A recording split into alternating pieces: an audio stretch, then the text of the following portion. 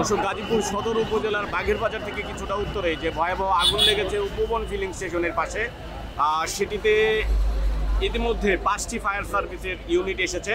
এর আগে 2টি ইউনিট কাজ করা শুরু করছিল এবং এখন পর্যন্ত প্রায় 2.5 ঘন্টা হয়ে গিয়েছে। মাত্র 5টি ইউনিট এখন পর্যন্ত পৌঁছেছে এবং কাজ করছে, এবং হাজার হাজার স্বেচ্ছাসেবক ভাইয়েরা এখানে কাজ করছেন এবং